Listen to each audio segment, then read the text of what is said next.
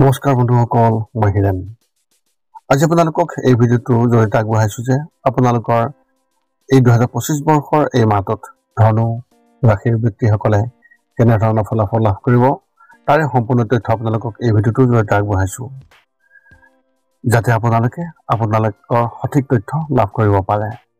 প্ৰথমে মোৰ এই চেনেলটো আপোনালোকে ছাবস্ক্ৰাইব কৰি থ'ব, যাতে মোৰ পিছৰ ভিডিঅ'বিলাক আপোনালোকে সহজে লাভ কৰিব পাৰে। লগতে মোৰ ভিডিঅ' যদি ভাল লাগে তেন্তে লাইক আৰু শ্বেয়াৰ কৰিব, কমেণ্ট কৰি আপোনালোকৰ মনোভাৱ প্ৰকাশ কৰিব। এতিয়া আহোঁ মূল বিষয়লৈ। আজি আমি জানিম এই 2025 বৰ্ষৰ এই মাহটোত সম্পূৰ্ণ ৰাশিফলৰ বৰ্ণন। আমাৰ সকলোৰে মনত এটা কৌতূহল আছে যে আগন্তুক মাহটো আমাৰ বাবে কেনেকুৱা হ'ব। বহু ধৰণৰ প্ৰশ্ন আমাৰ মনত উদয় হয়, যেনে ব্যৱসায় বা চাকৰিৰ ক্ষেত্ৰত অগ্ৰগতি হ'বনে নহয়, বা কিবা নতুন প্ৰত্যাহ্বানৰ সন্মুখীন হ'বলগীয়া হ'ব নেকি, এনেধৰণৰ বহুতো প্ৰশ্ন। সেয়েহে আপোনালোকক এই ভিডিঅ'টোৰ জৰিয়তে ৰাশি আৰু ৰাশিফলৰ ওপৰত ভিত্তি কৰি ৰাশিফলৰ ওপৰত বিভিন্ন গ্ৰহ আৰু নক্ষত্ৰমণ্ডলৰ প্ৰভাৱ আৰু গতিবিধিৰ বিষয়ে অধ্যয়ন কৰিছোঁ। এই কথা মনত ৰাখি আমি আপোনালোকক এই 2025 বৰ্ষৰ এই মাহটোত ৰাশিফলৰ মতে সঠিক মূল্যায়ন কৰিছোঁ, যাতে আপোনালোকে সেই অনুসৰি প্ৰস্তুতি চলাব পাৰে।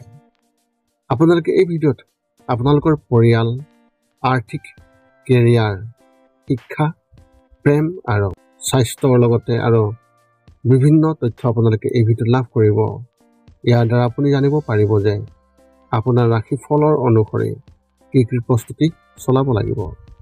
গতিকে আপোনাৰ ৰাশিফল অনুসৰি প্ৰস্তুতি চলাওক। অৱশ্যে আপোনালোকক এইটো জনা উচিত যে এই ভিডিঅ'টোত দিয়া যি তথ্য, এই তথ্য কোনো ব্যক্তি হিচাপে নহয়, ৰাশিফলৰ ওপৰত হোৱা যি প্ৰভাৱ, সেই প্ৰভাৱৰ বিবেচনা অনুসৰিহে এই ভিডিঅ'ত উল্লেখ কৰা হৈছে এই সকলোবোৰ তথ্য। গতিকে এনেদৰে আপুনি আপোনাৰ জীৱনত ঘটিব পৰা সকলো কথাৰ তথ্য লাভ কৰক। গতিকে কোনো পলম নকৰাকৈ এতিয়া আমি এই 2025 বৰ্ষৰ এই মাহটোত যি ৰাশিফলৰ বৰ্ণন, সেই ৰাশিফলৰ বৰ্ণন আপোনালোকক আগবঢ়াবলৈ আগবাঢ়িছোঁ। সৰ্বপ্ৰথম স্বাস্থ্যৰ ক্ষেত্ৰত এনেধৰণৰ। এই মাহত আপোনাৰ স্বাস্থ্যৰ বাবে খুবেই ভাল ফলাফল লাভ কৰিব, আৰু ইয়াৰ অৰ্থ হৈছে এই বিষয়ত আপোনাৰ কোনো ডাঙৰ সমস্যা নাই। পাইলছ আৰু বুকুৰ দীৰ্ঘদিনীয়া ৰোগত আক্ৰান্ত থকা ব্যক্তিসকলে যথেষ্ট সকাহ পাব, অৰ্থাৎ তেওঁলোকৰ অৱস্থাৰ স্পষ্ট উন্নতি অনুভৱ কৰিব। অৱশ্যে তেওঁলোকে সাধাৰণ সাৱধানতা অৱলম্বন কৰি থাকিব। স্ক্ৰেপ হোৱাৰ সম্ভাৱনা আছে। যিকোনো ক্ষেত্ৰতে এই সমস্যাবোৰ অল্পকালীন হ'ব, কিন্তু যিমান পাৰি এনে সতৰ্কতামূলক ব্যৱস্থা গ্ৰহণ কৰা উচিত। সামগ্ৰিকভাৱে এইটো এটা উপকাৰী মাহ, য'ত গুৰুতৰ স্বাস্থ্যজনিত সমস্যাৰ সম্ভাৱনা নাই। বিত্তীয় ক্ষেত্ৰত ফলাফল এনেধৰণৰ। এই মাহত নক্ষত্ৰমণ্ডলৰ পৰা পোৱা আৰ্থিক সম্ভাৱনা বিশেষ অনুকূল একো নাই। পৰিস্থিতি এনেকুৱা হ'ব যে পলম আৰু বাধাই আপোনাৰ প্ৰচেষ্টা আৰু অধ্যৱসায়ৰ জৰিয়তে আপুনি লাভ কৰিব পৰা যিকোনো অগ্ৰগতিৰ ব্যাঘাত জন্মাব পাৰে। কিন্তু তাতকৈ ডাঙৰ কথাটো হ'ল আত্মবিশ্বাস আৰু সাহস যথেষ্ট হ্ৰাস পাব, যিয়ে আপোনাক উদ্যোগ ল'ব নোৱাৰা কৰি তুলিব। এই কথা আপোনালোকৰ সকলো প্ৰচেষ্টাৰ প্ৰতিফলিত হ'ব, যিয়ে আপোনাক কলৈকো লৈ যাব নোৱাৰিব। তদুপৰি নতুন বিনিয়োগৰ বাবে পৰিৱেশ অনুকূল নহ'ব, আৰু এনে যিকোনো পৰিকল্পনা শ্বেলফত ৰখা উচিত। কেৰিয়াৰৰ ক্ষেত্ৰত ফলাফল এনেধৰণৰ। এই মাহত আপুনি আপোনাৰ কেৰিয়াৰ আগুৱাই নিয়াৰ উৎকৃষ্ট সুযোগ পাব। আপুনি নিজৰ লক্ষ্যত উপনীত হ'বলৈ বহু কষ্ট কৰিব, ইয়াত সফলতাও পাব। কামৰ প্ৰতি আপোনাৰ দৃষ্টিভংগী দুঃসাহসিক হ'ব, যিয়ে আপোনাৰ বাবে সুযোগৰ বৃহৎ দিগন্ত মুকলি কৰিব। আচলতে ইয়াৰ এটা নেতিবাচক প্ৰভাৱ হ'ল আপোনাৰ কিছু নিৰ্বিকাৰ মনোভাৱত বিপদৰ এটা অন্তৰ্নিহিত উপাদান আছে। ইয়াক ৰোধ কৰিব লাগে আৰু বিপদৰ পৰা হাত সাৰিব লাগে। ইয়াৰ উপৰিও বহু ভ্ৰমণ হ'ব, যিয়ে অত্যন্ত লাভজনক বুলি প্ৰমাণিত হ'ব। আটাইতকৈ অনুকূল দিশটো হ'ল উত্তৰ দিশ। সামগ্ৰিকভাৱে এই মাহটো অত্যন্ত লাভজনক হ'ব। শিক্ষাৰ ক্ষেত্ৰত ফলাফল এনেধৰণৰ। আপোনাৰ শৈক্ষিক সম্ভাৱনাৰ কথা ক'বলৈ গ'লে অসুবিধাই দিগন্ত আধিপত্য বিস্তাৰ কৰিব। আপোনাৰ সন্মুখত থকা অনুকূল গ্ৰহৰ অৱস্থানৰ বাবে কাৰিকৰী ছাত্ৰ-ছাত্ৰীসকলে হয়তো দেখিব যে তেওঁলোকে নিজৰ ৰেংকিং বজাই ৰাখিবলৈ বহুত বেছি কষ্ট কৰিবলগীয়া হ'ব পাৰে। যিবোৰ কামত হাতে কামে দক্ষতাৰ প্ৰয়োজন হয়, সেইবোৰ কামত আপুনি সাধাৰণতকৈ বহু বেছি অনুশীলন কৰিব লাগিব। যিসকলে যিকোনো প্ৰতিযোগিতামূলক পৰীক্ষাত অৱতীৰ্ণ হ'বলৈ গৈ আছে, তেওঁলোকৰ বাবে অতিৰিক্ত প্ৰশিক্ষণ লোৱাটো খুবেই ভাল হ'ব। ইয়াৰ ফলত সফলতা আৰু বিফলতাৰ মাজত বহু পাৰ্থক্য আহিব পাৰে। তথাপিও আপুনি অধ্যৱসায় কৰা উচিত, আৰু যদি আপুনি তেনে কৰে তেন্তে সকলো সমস্যা অতিক্ৰম কৰাৰ সকলো সম্ভাৱনা আছে। ভ্ৰমণৰ ক্ষেত্ৰত ফলাফল এনেধৰণৰ। এই মাহত আপোনাৰ সাহস আৰু আত্মবিশ্বাস থাকিব আৰু আপুনি অধিক ফলপ্ৰসূ ভ্ৰমণ পৰিকল্পনা কৰাৰ উদ্যোগ ল'ব আৰু এইদৰে অনুকূল পৰিস্থিতিৰ সম্পূৰ্ণ সুবিধা ল'ব। আপোনাৰ ব্যৱসায় বা চাকৰিৰ বাবে আপুনি বহুত ভ্ৰমণ কৰিব লাগিব।